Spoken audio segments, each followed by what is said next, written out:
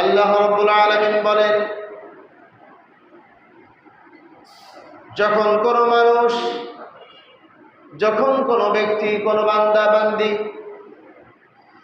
এত নির্জন কক্ষে, এত গোপন জায়গায় গুনাহ করবে, যেখানে কোনো মানুষ দেখার সুযোগ নাই, পশু পাখি দেখার পর্যন্ত সুযোগ নাই, এত গোপন জায়গা, এত গোপন জায়গা যে কোনো মানুষের দৃষ্টিতে আসে না,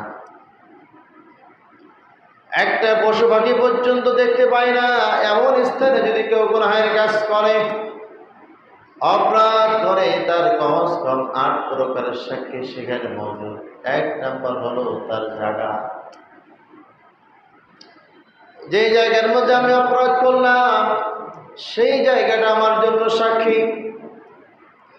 ইয়াউমাইযিন তুহাদ্দিসু আখবারাহা বিআন্না রাব্বাকা আওহা লাহা। ইয়াউমাইযিন তুহাদ্দিসু আখবারাহা, সেদিন সব খবর প্রকাশ পেয়ে যাবে, মানুষ যা করেছে জমিন বলে দেবে। এত গোপনে অন্যায় হলো, এত গোপন, এত গোপন, দুনিয়ার কোনো মানুষ জানে না। এরপরও আল্লাহ তাআলা বলেন কমস কম ৮ জন সাক্ষী সেখানে মজুদ থাকবে। ১ নাম্বার হলো জমিন। জমিন আপনার আমার বিরুদ্ধে আল্লাহ তাআলার দরবারে সাক্ষী দিবে। রব্বুল আলামিন আপনার অমুক বান্দা আব্দুল খালেক, আব্দুল মালিক আমার জমিনে দাঁড়িয়ে, আপনার জমিনে দাঁড়িয়ে দাঁড়িয়ে একদম নির্জনে গুনাহ করেছে, আমি সাক্ষী দিয়ে দিলাম। আল্লাহ তাআলা অন্য জায়গার মধ্যে বলেন, যদি আমার জমিন তোমাদের ভালো না লাগে, সূরা রহমানের মধ্যে আসছে, তাহলে তোমরা আমার জমিন ছেড়ে চলে যাও, অন্য কোথাও যে গুনাহের কাজ করো, পাপ কাজ করো। কিন্তু আল্লাহর জমিন ছাড়া তো কোথাও কোনো জায়গা নাই,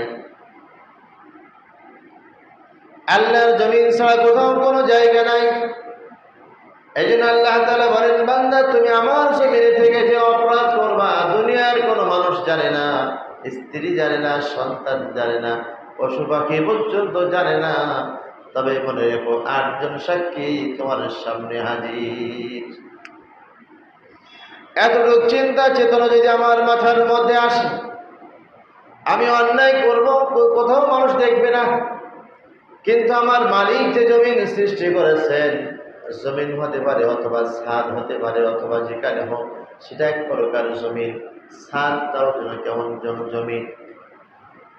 আল্লাহ